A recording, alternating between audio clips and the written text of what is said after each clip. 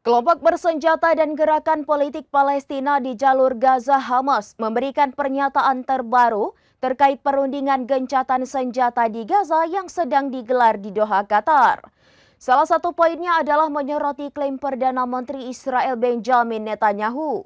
Netanyahu dalam kesempatannya mengaku Israel meraih kemenangan dalam peperangan di Gaza.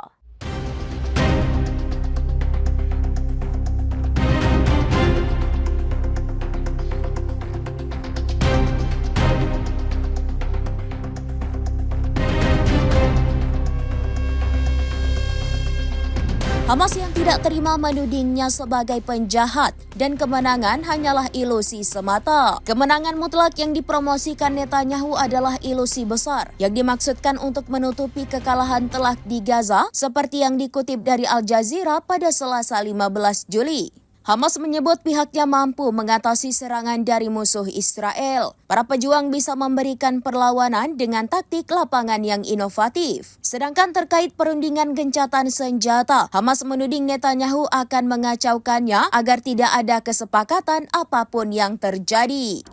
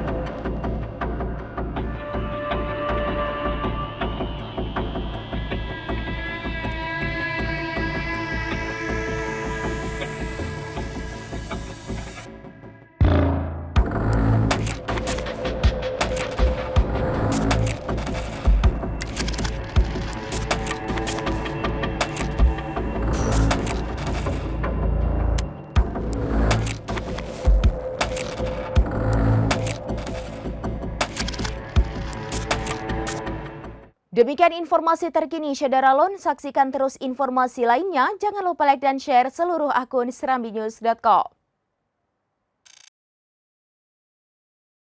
Download Tribun X sekarang, menghadirkan lokal menjadi Indonesia.